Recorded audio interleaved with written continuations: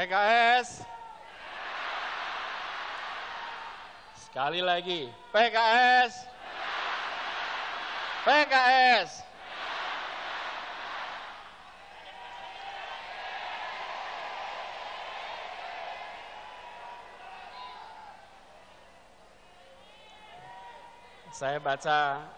Saya baca pantun dulu boleh?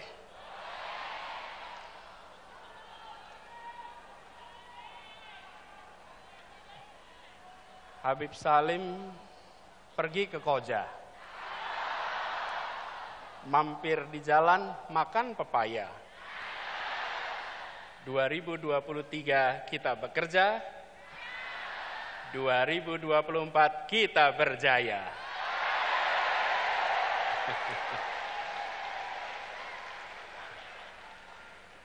Lagi pantunnya? Lagi ya? Ustadz Saihu pergi ke Kemayoran. Pulangnya muter mampir ke Kemang. Bersama dengan koalisi perubahan, biiznillah kita pasti menang.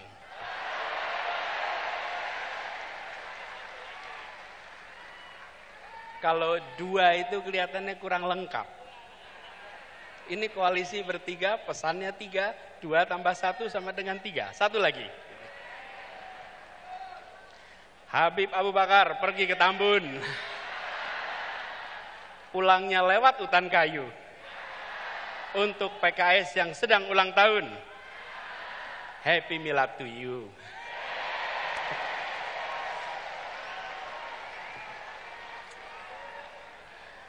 Yang saya hormati, yang kita hormati, yang kita muliakan orang tua kita, Wakil Presiden Republik Indonesia ke-10 dan ke-12, Bapak Muhammad Yusuf Kalla. Tadi pidato Pak JK di PKS, sepertinya Pak JK sedang pidato di rumah sendiri, Pak JK. Tidak pidato sebagai tamu, tapi pidato sebagai orang tua yang berada di rumahnya sendiri. Habib Salim mengantarkan menjadi sebuah rangkaian yang tepat, urutan yang tepat. Insya Allah beliau selalu sehat, dipanjangkan umurnya, dan terus menjadi penjuru bagi kita semua.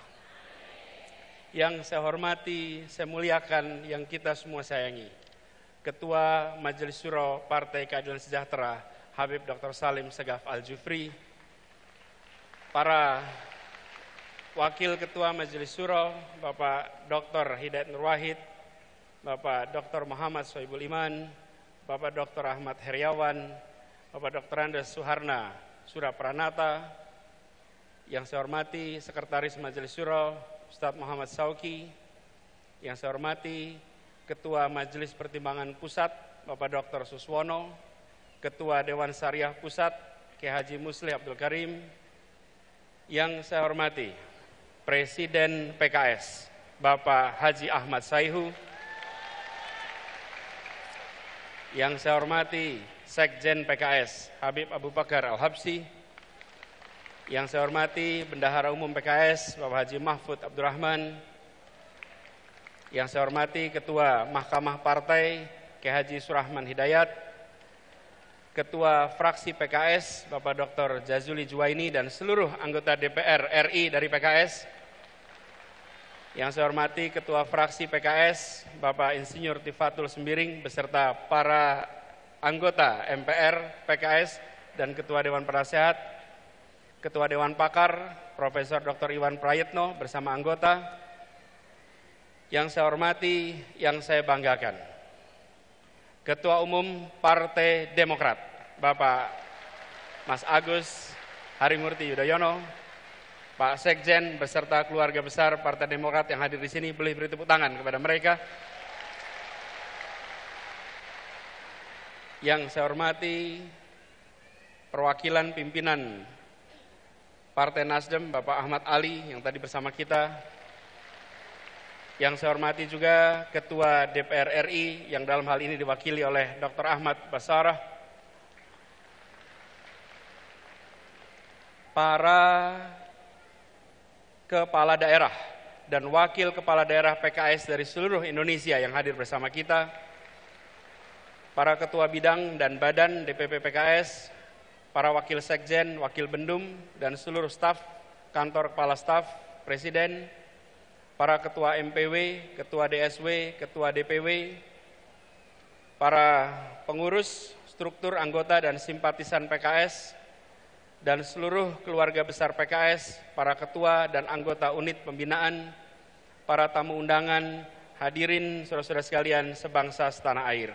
Assalamualaikum warahmatullahi wabarakatuh.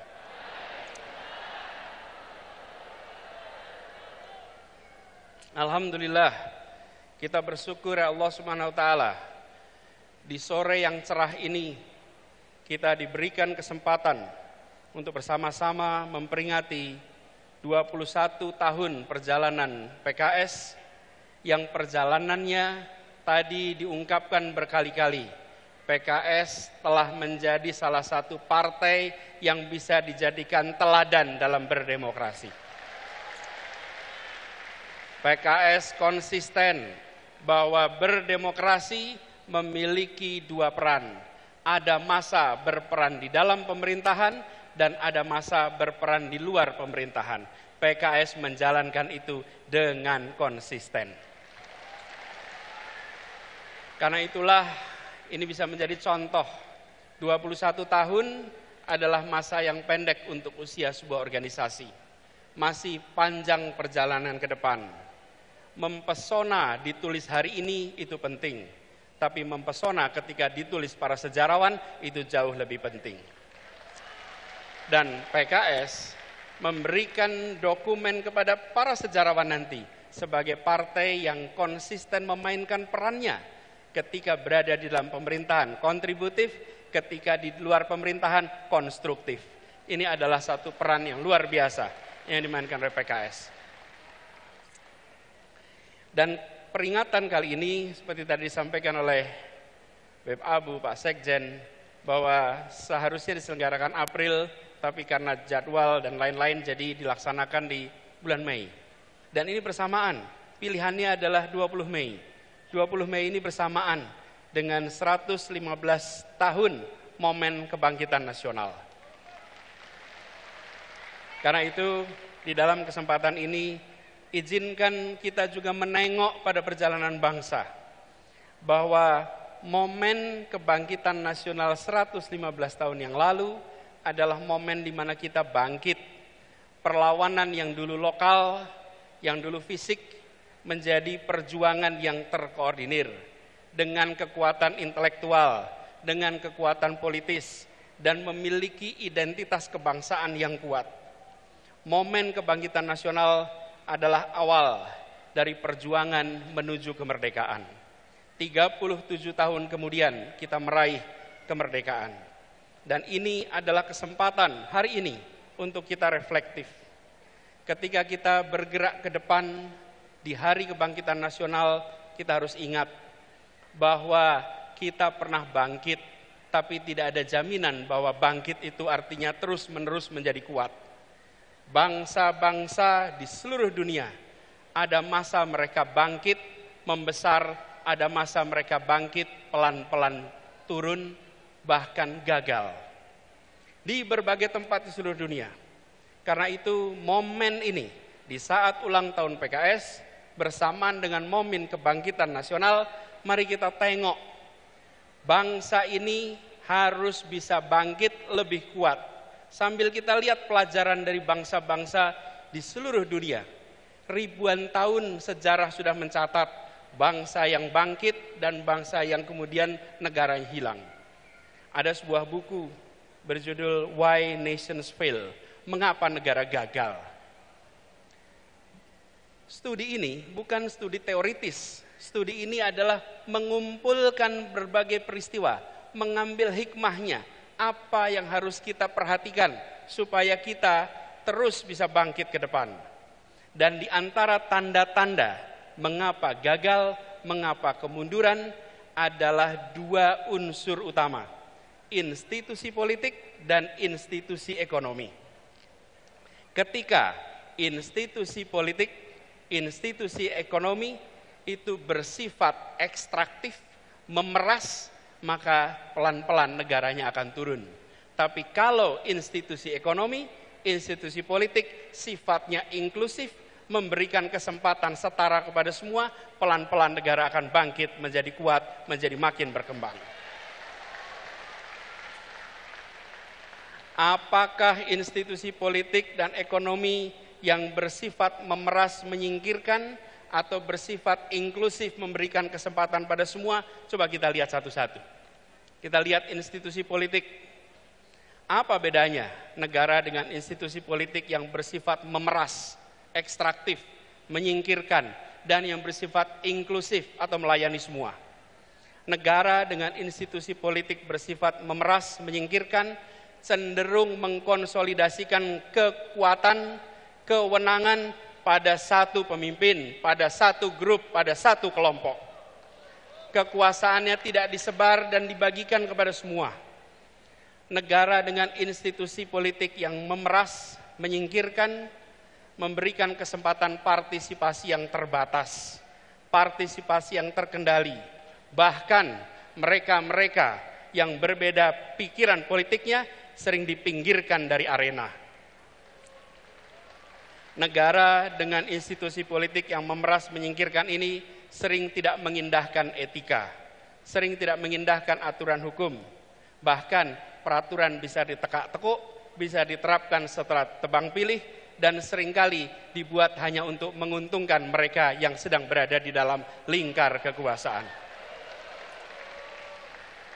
Mudah-mudahan tanda-tanda seperti ini tidak ada di negeri kita. Ada apa tidak? Ada yang merasakan? Jangan sampai ada. Karena itu tanda-tanda bukan menuju kesuksesan.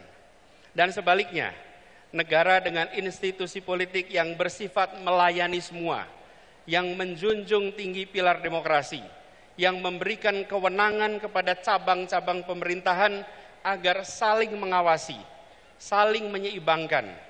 Negara yang seperti ini akan kita saksikan tanpa konflik kepentingan. Misalnya, yang seperti ini tidak ada market player yang sekaligus regulator. Kalau pedagang, pedagang saja. Jangan pedagang sekaligus pejabat, sekaligus pembuat aturan. Apalagi membuat aturan yang terkait perdagangan yang dibuatnya. Dan juga tidak kemudian serba rangkap jabatan, apalagi rangkap jabatan yang bertumpuk-tumpuk. Juga memastikan meritokrasi berjalan dalam pemerintahan, bukan memberikan keistimewaan pada keluarga. Negara dengan institusi politik yang melayani ini cenderung menjunjung tinggi tegaknya rule of law. Sehingga yang dilakukan adalah memperkuat cabang-cabang hukum agar independen, agar terbebas dari intervensi politik, agar transparan dalam setiap pengambilan keputusan. Dan kalau kita saksikan, ini yang harus kita perkuat di Republik ini. Yang terakhir, negara dengan institusi politik yang inklusif, yang melayani, akan menjunjung tinggi kesempatan warga untuk menyuarakan pandangannya, pikirannya, aspirasinya, tanpa sedikit pun ada rasa takut. Negara yang inklusif adalah negara yang tidak baperan. Negara yang membuka ruang kepada kritik. Negara atau pemerintah memiliki kekuatan aparat, memiliki kekuatan anggaran, memiliki kekuatan media, memiliki bahkan kekuatan senjata. Yang dimiliki oleh rakyat adalah gagasan, aspirasi, dan kata-kata. Jangan sampai satu hal yang dimiliki oleh rakyat, kata-kata, itu pun dilarang untuk diartikulasikan. Izinkan kata-kata rakyat bisa muncul ke permukaan.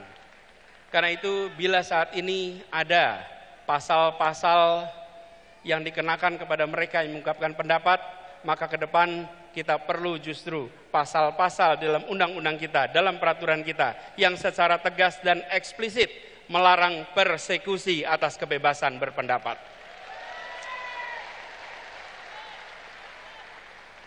Jadi saya juga mengalami ketika tugas di Jakarta. Ketika berada di pemerintahan, maka kita menjadi kotak pos alamat keluhan dan kritik. Dan itu harus diterima sebagai it comes with the job. Ini adalah bagian dari pekerjaan. Tidak perlu dituntut, tidak perlu diprosekusi, dan itu juga yang telah kita sama-sama laksanakan di Jakarta. Tidak ada satupun yang dilaporkan dan diprosekusi. Hal lain adalah terkait dengan institusi ekonominya. Negara dengan institusi ekonomi yang bersifat ekstraktif atau memeras, cenderung membatasi akses, membatasi kesempatan ekonomi dan sumber daya finansial hanya kepada sebagian kalangan. Mereka yang berada dalam lingkar kekuasaan saja, mereka yang dekat lingkar kekuasaan saja. Sementara mereka yang jauh, mereka yang tidak bersama, tidak mendapatkannya. Ini harus kita hindari. Harus dihadirkan transparansi dan pengawasan atas penyalahgunaan kekuasaan seperti ini. Dan tentu saja negara dengan institusi ekonomi yang bersifat melayani semua, sifatnya inklusif, adalah yang memberikan kesempatan terbuka, kesempatan yang lebar kepada semuanya. Dan langkah-langkah yang kita lakukan untuk menghadirkan ini adalah memastikan bahwa yang kecil bisa menjadi besar tanpa mengecilkan yang besar. Semangatnya adalah seperti tadi disampaikan, bahwa membesarkan yang kecil tanpa mengecilkan yang besar. Jadi bukan hanya bersifat ekstraktif, memberikan kesempatan pada yang besar untuk makin besar, tapi harus memastikan bahwa semua dapat kesempatan yang sama. Dan negara dengan institusi ekonomi yang bersifat ekstraktif ini cenderung abai pada pengembangan pelayanan publik dan pembangunan infrastruktur. Sebaliknya, yang inklusif cenderung untuk melayani semua. Kalau kita bicara infrastruktur, tadi sudah disampaikan juga, alhamdulillah kita lihat banyak pembangunan infrastruktur besar di zaman pemerintahan sekarang ini. Kita ambil contoh pembangunan jalan, tadi juga disampaikan pembangunan jalan. Media, ada tim jurnalis dari media Kata Data, ini mengumpulkan datanya. Izinkan saya kutip di sini. Pemerintahan kali ini berhasil membangun jalan tol terpanjang dibandingkan periode-periode sebelumnya. 63% dari seluruh jalan tol berbayar yang ada di Indonesia itu dibangun di era pemerintahan sekarang. Sepanjang 1.569 km dari total 2.499 km. Itu adalah jalan berbayar. Sedangkan jalan yang tak berbayar, yang digunakan oleh semua secara gratis, yang menghubungkan mobilitas penduduk dari sudut-sudut desa ke perkotaan, yang membawa produk-produk pertanian, produk perkebunan, produk perikanan dari sentra-sentra tempat mereka dihasilkan ke wilayah-wilayah pasar, baik jalan nasional, jalan provinsi ataupun jalan kabupaten, terbangun 19.000 km di pemerintahan ini. Kalau coba saya bandingkan dengan pemerintahan 10 tahun yang lalu. Di zaman Presiden Pak SBY, jalan tak berbayar yang dibangun adalah sepanjang 144.000 atau 7,5 kali lipat. Bila dibandingkan dengan jalan nasional, di pemerintahan ini membangun jalan nasional sepanjang 590 km. Di era 10 tahun sebelumnya 11.800 km. 20 kali lipat. Kita belum bicara mutu, kita belum bicara standar dan lain-lain. Kita bicara panjangnya. Kedua infrastruktur ini jelas diperlukan sama-sama. Tapi yang perlu kita perhatikan di sini adalah bahwa keberpihakan ketika bicara institusi ekonomi memberikan kesetaraan kesempatan kepada semuanya. Kita perlu memikirkan ke depan institusi yang inklusif, infrastruktur yang menunjang keseharian. Air saja misalnya, hari ini kita punya air di sini. Susenas 2019 menunjukkan 38% penduduk Indonesia menggunakan air dalam kemasan sebagai sumber air minum. Kalau itu pilihan tidak apa-apa, tapi kalau itu keterpaksaan, maka negara harus hadir menyediakan infrastruktur mikro kecil yang dirasakan oleh seluruh rumah tangga di Indonesia. Kalau kita lihat datanya, sumur ada 21%, pompa air 16%, pipa hanya 10%. Ke depan kita perlu membangun institusi ekonomi inklusif yang memang belum tentu megah untuk difoto, belum tentu menarik seperti jalan berbayar atau airport bandara yang megah. Tapi air yang mengalir di tiap rumah tangga, infrastruktur mikro di tiap rumah tangga, itu akan memberikan rasa kebahagiaan bagi seluruh rakyat Indonesia. Infrastruktur yang bukan hanya untuk sebagian, tapi infrastruktur untuk semuanya. Kita ambil contoh yang dikerjakan sama-sama di Jakarta. Kepulauan Seribu selama berpuluh tahun adalah kepulauan yang tidak menjadi perhatian utama. Bersama-sama dengan PKS, bersama dengan Demokrat, ketika mengurus Jakarta, kita pastikan bahwa wilayah itu bukan wilayah yang tertinggal, tapi wilayah yang mendapatkan kesetaraan kesempatan dari kita.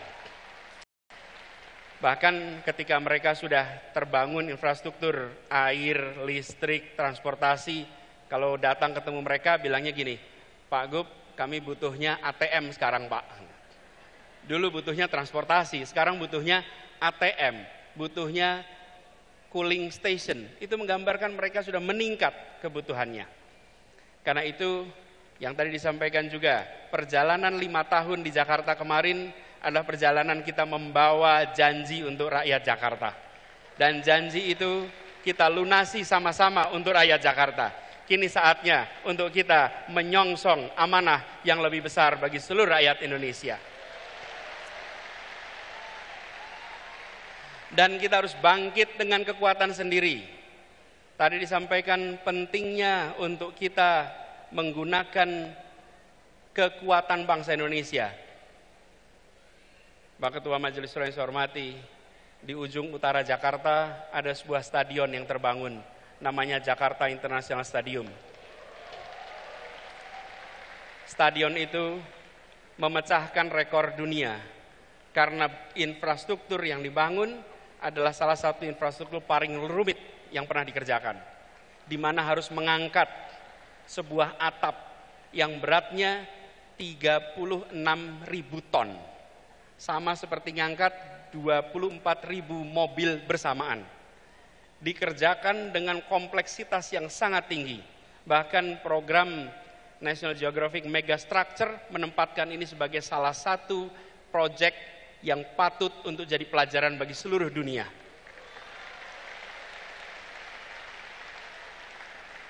Dan siapa yang membangun? Semua anak-anak yang dilahirkan oleh ibu Indonesia, yang dididik di tanah Indonesia, yang bersekolah di Indonesia. Tidak menggunakan tenaga dari luar, tenaga kita. Mereka sama hebatnya, dunia mempesona dengan hasil kerja anak-anak Indonesia.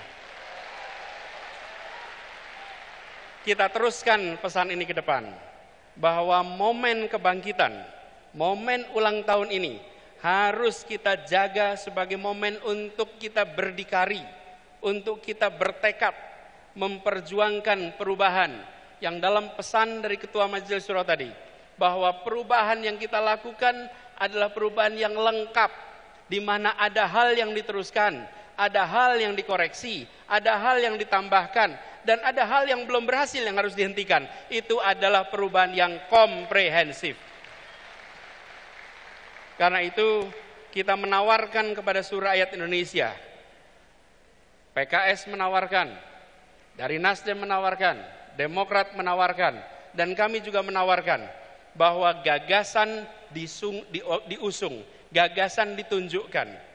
Karenanya kita mengharapkan kontestasi ke depan kita jadikan ajang adu tawaran gagasan yang terbaik untuk bangsa. Gini, kalau tantangannya adalah adu lari pagi keliling Indonesia, saya kalah dah. Tapi kalau tantangannya adalah adu gagasan, adu karya, adu rekam jejak, maka kita insya Allah nyatakan siap kepada semuanya.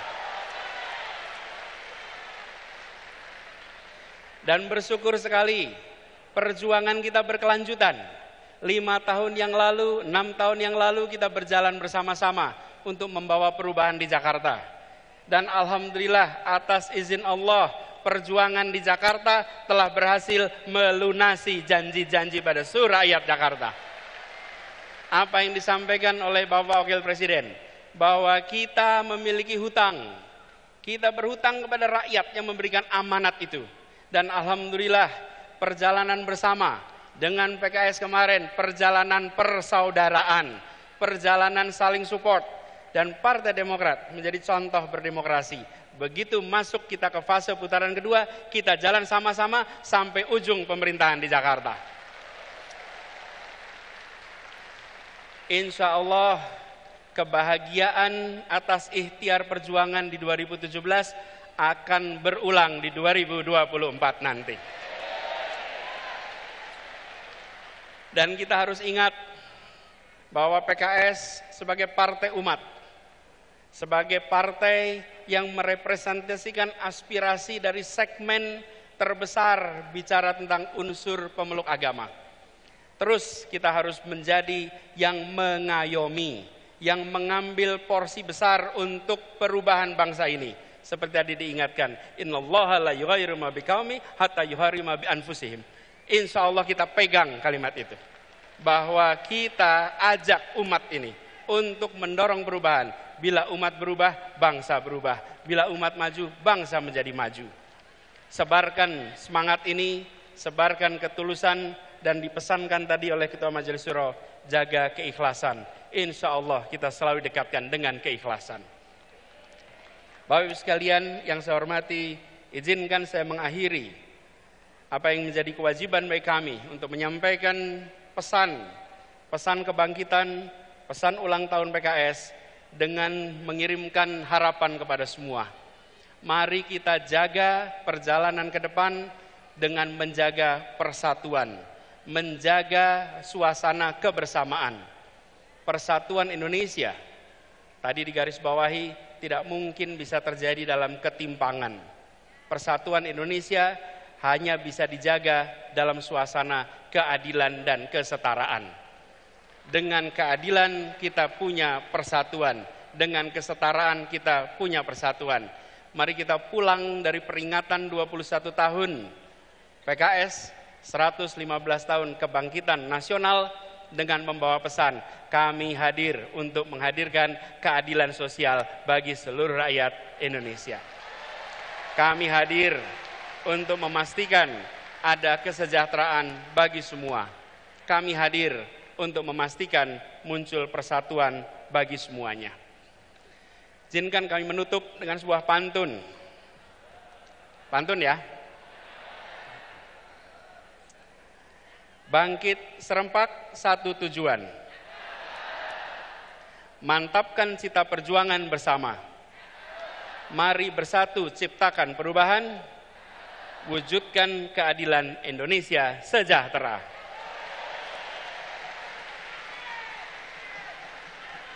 (21) bukan sekedar angka. PKS bukan sekedar konsonan. Perjuangan dan kerja jadi bukti nyata. PKS terus menjadi partai idaman. Terima kasih, kurang lebih mohon dimaafkan. Assalamualaikum warahmatullahi wabarakatuh.